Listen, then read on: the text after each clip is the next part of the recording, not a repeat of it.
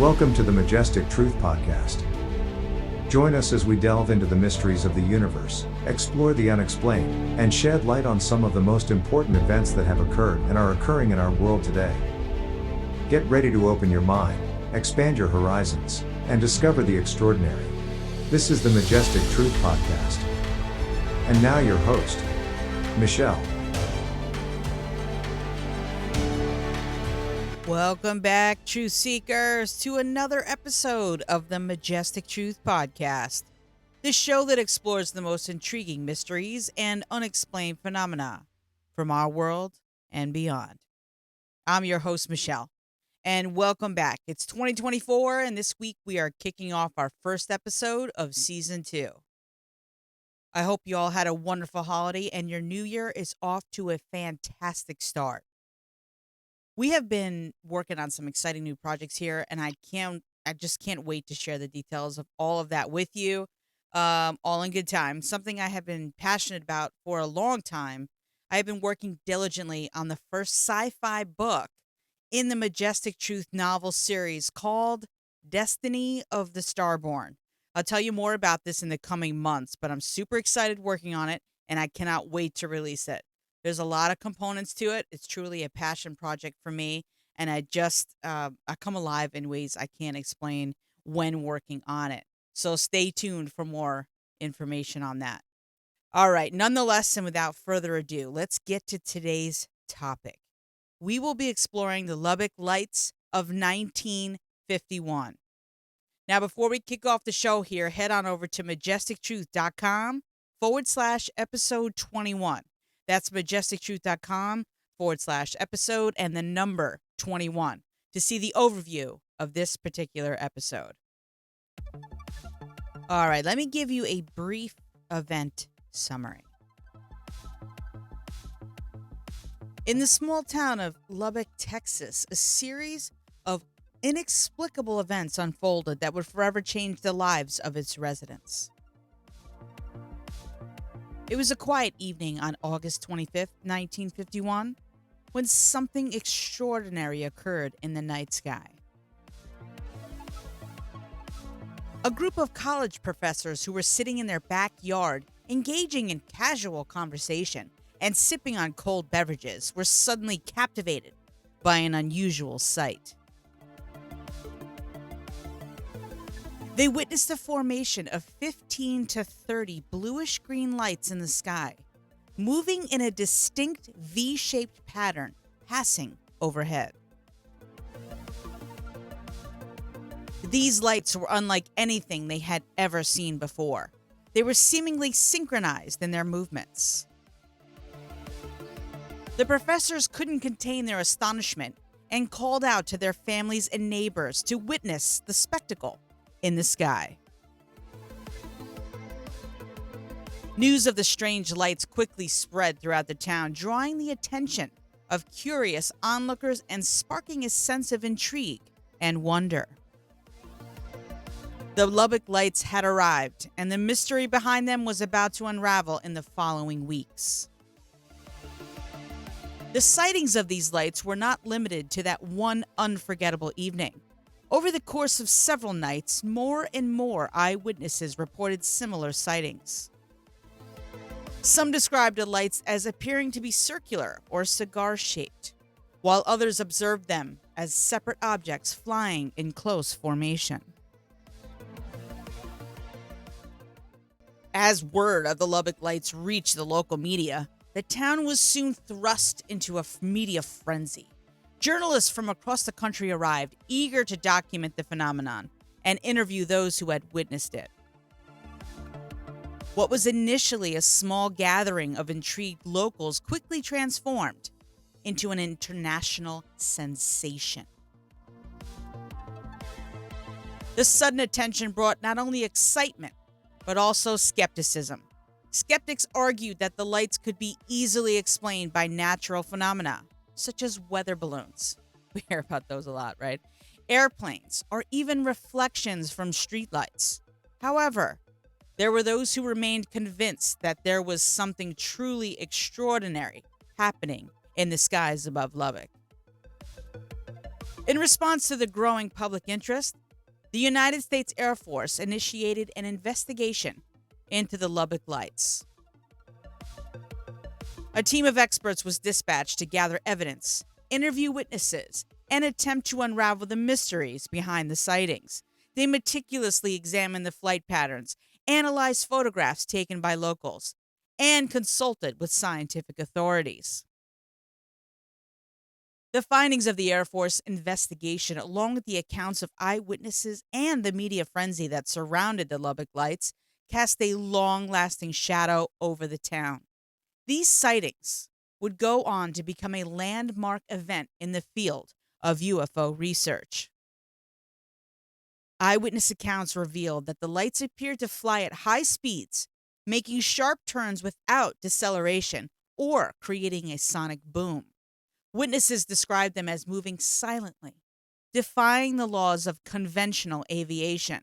Some individuals claimed that the lights seemed to display an intelligent behavior, as they would occasionally change formation or split into smaller groups before rejoining. The flight patterns of the lights were meticulously studied by researchers who marveled at the precision and coordination exhibited. The V-shaped formation was the most frequently observed pattern, leading some to speculate that it might be indicative of an extraterrestrial presence. Some witnesses reported feeling an otherworldly sense of peace and awe while observing the lights, as if they were in the presence of something beyond human comprehension. However, others pointed out the possibility of a more mundane explanation, suggesting that the lights could be attributed to a military exercise or classified aircraft. They theorized that advanced technology or experimental aircraft may have been responsible for the sightings, adding to the mystery and speculation surrounding the Lubbock Lights.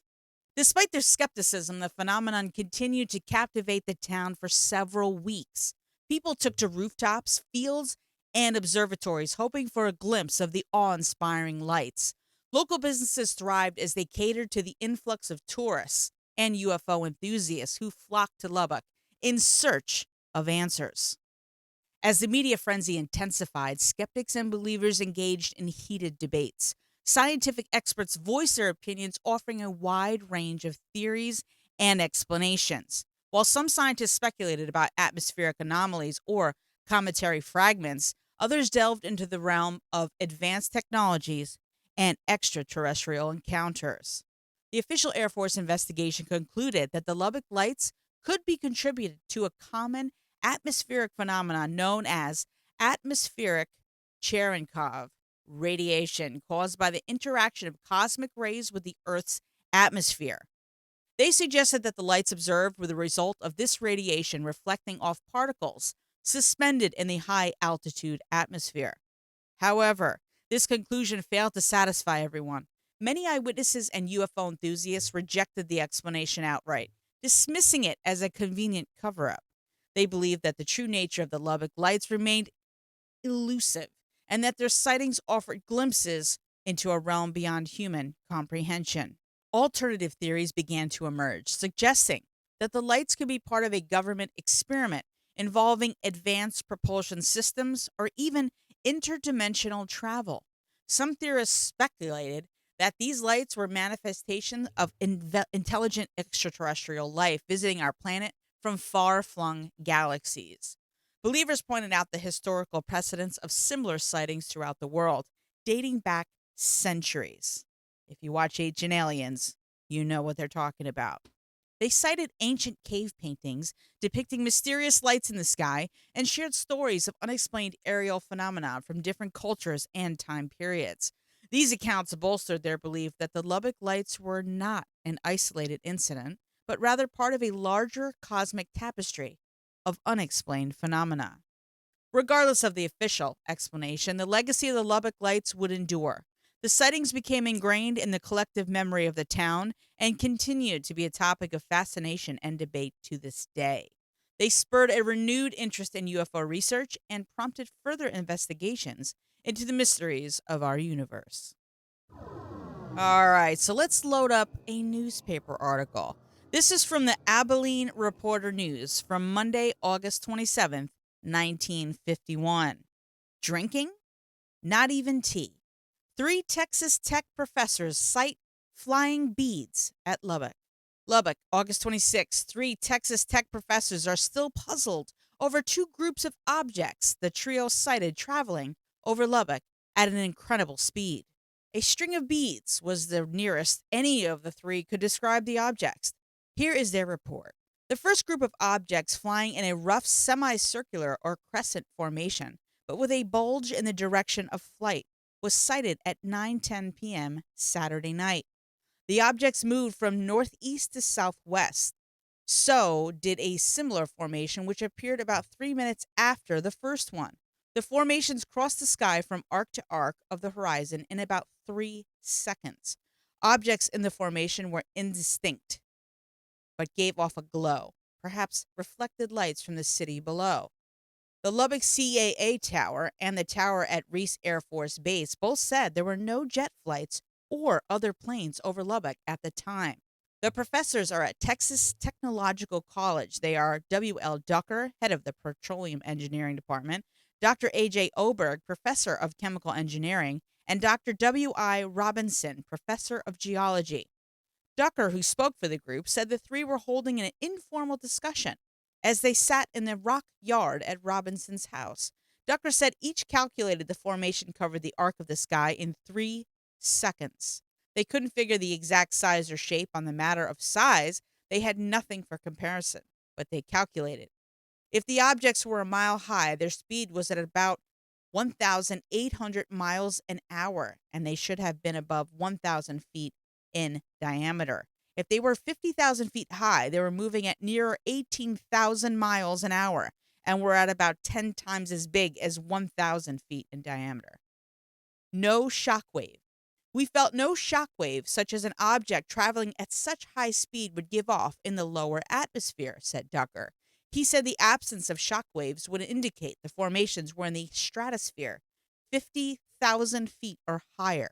Ducker said he and the 2 other professors gather frequently to hold their discussions, but never have anything to drink stronger than iced tea.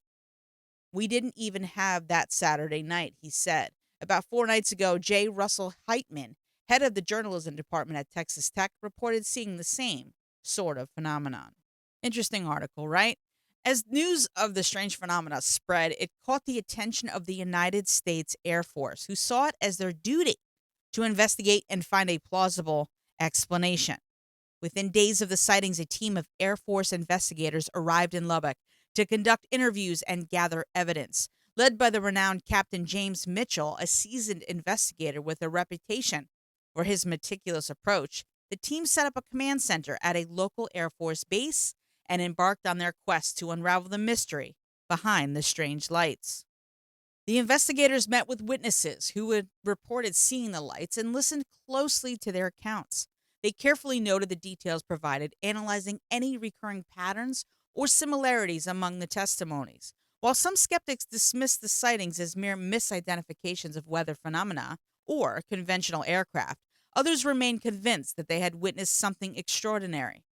To gather more evidence, the Air Force team encouraged witnesses to provide any photographs they had taken during the sightings. They also consulted with local experts in photography and optics to analyze the images, looking for any anomalies or clues that could shed light on the phenomenon. Some photographs showed distinct formations of lights, while others captured only blurry and indistinct shapes, leaving the investigators perplexed. Intriguingly, the Air Force team discovered that the Lubbock Lights were not an isolated incident. Reports of similar sightings had been made in other parts of the country, including New Mexico and Arizona. This knowledge raised questions about whether these sightings were all connected or if they were separate and unrelated events. Drawing upon the vast resources and expertise within the Air Force, the investigators meticulously examined each possible explanation that was put forth.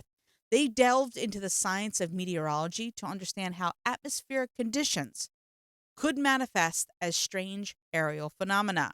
They analyzed atmospheric pressure, temperature inversions, and prevailing wind pattern during the time of the sightings.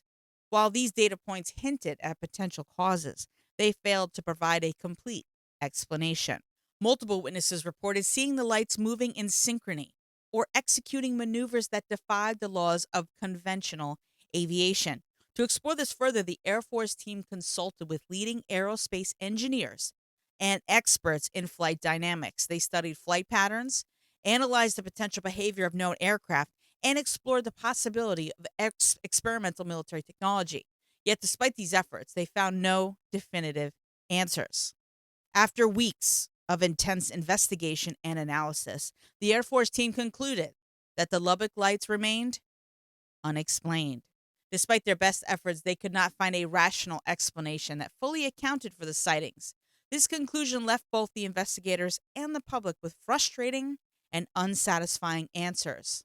So, now on the evening of August 30th, 1951, after the original incident on the 25th, Carl Hart Jr., a freshman at Texas Tech, observed a group of 18 to 20 white lights in a V formation flying overhead. Hart took a 35mm Kodak camera and walked to the backyard of his parents' home to see if the lights would return. Two more lights passed by overhead, and Hart captured 5 photos before they disappeared. After having the photos developed, Hart took them to the offices of the Lubbock Avalanche Journal, where the newspaper's editor, J. Harris, told Hart that the photos would be purchased for $10 and published in the paper, but that he would run him out of town if the photos were fake.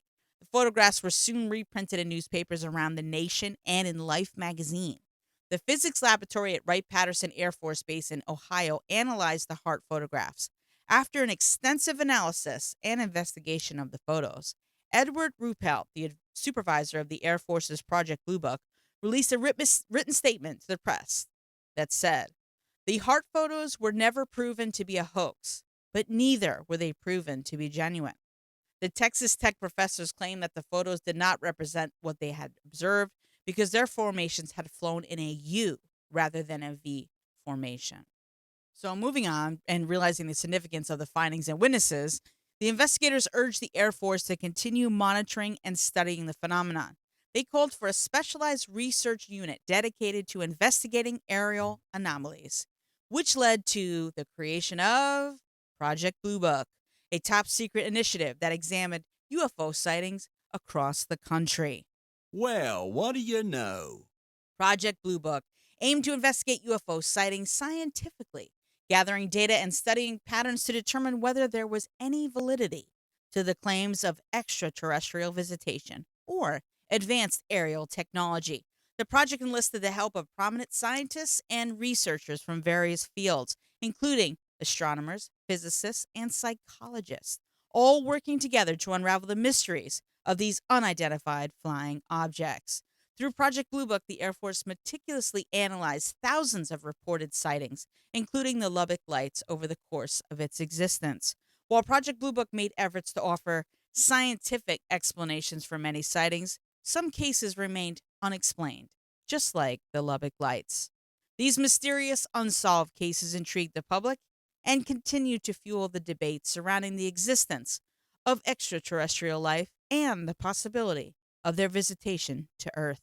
The legacy of the Lubbock Lights lives on as one of the many cases that challenged the scientific community and ignited public curiosity.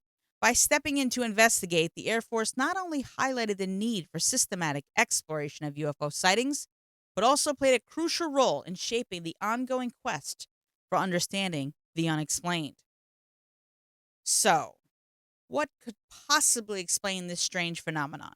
Over the years, numerous theories have emerged, each attempting to shed light on the mystery that captivated the people of Lubbock and baffled experts alike.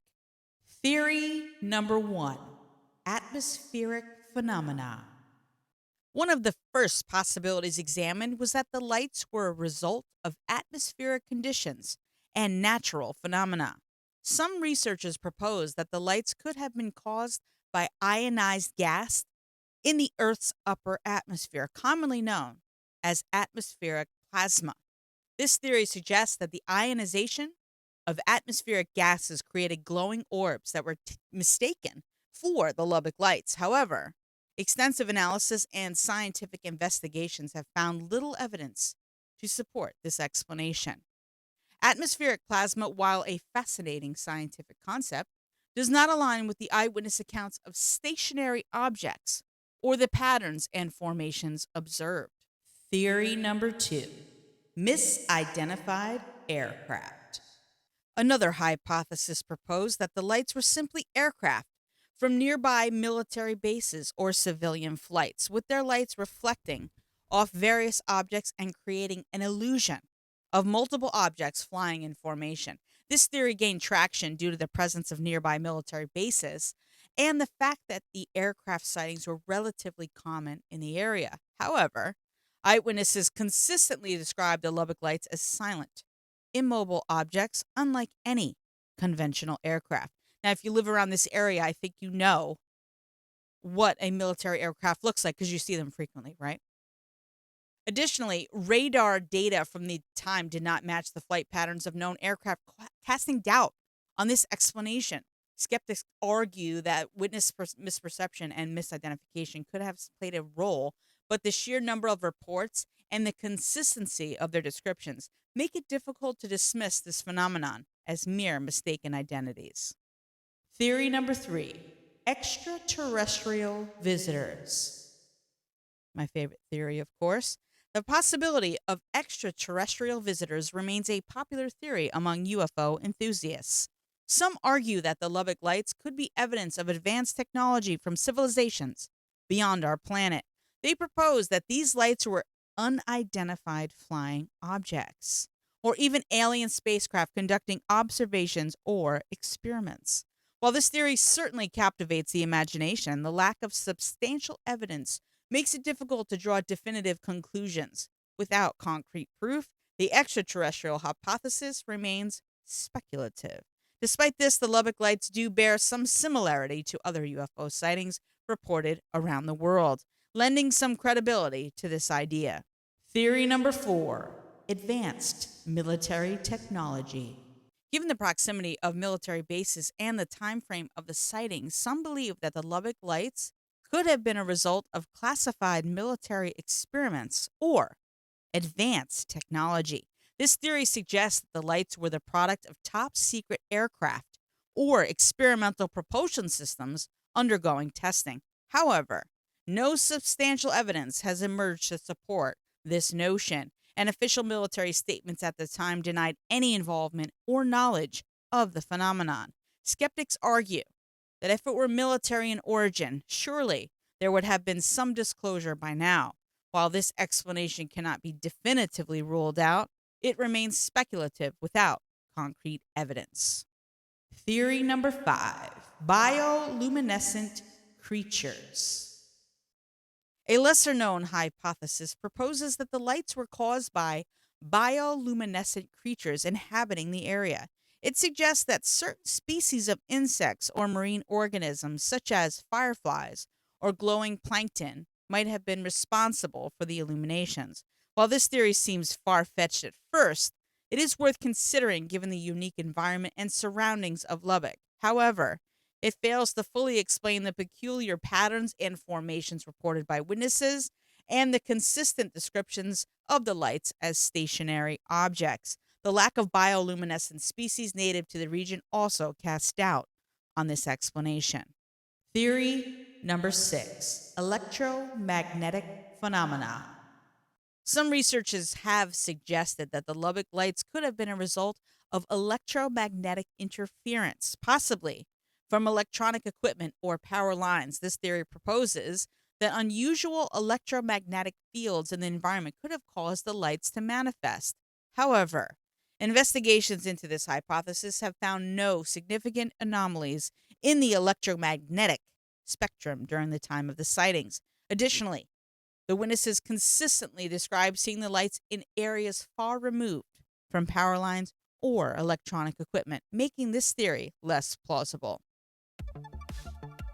Whether the Lubbock Lights were an unknown natural phenomenon, misidentified aircraft, extraterrestrial visitors, bioluminescent creatures, an electromagnetic anomaly, or something else entirely, one thing remains clear.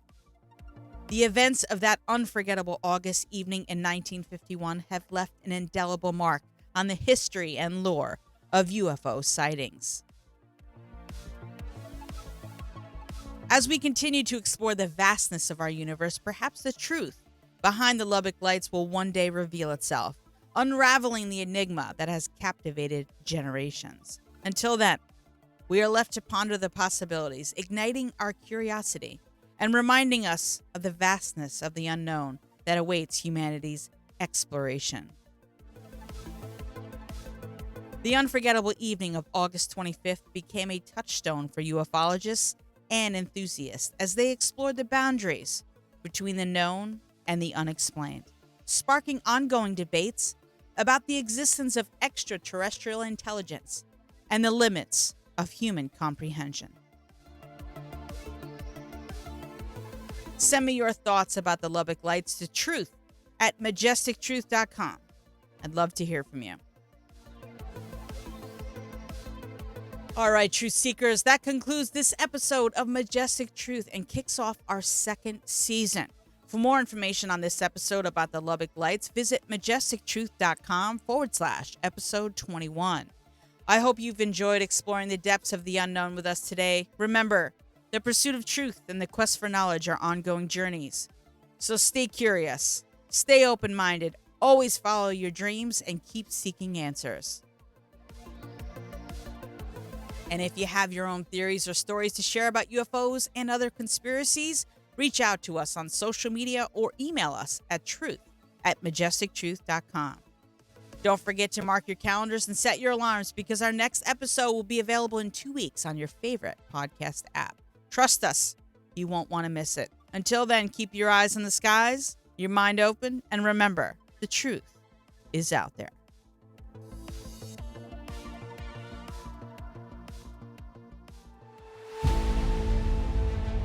For updates, behind-the-scenes content, and a chance to engage with fellow truth seekers, stay connected with us on social media. Find us on Twitter @TruthSeekerPod, Instagram @MajesticTruthSeekers, and TikTok @MajesticTruthSeekers.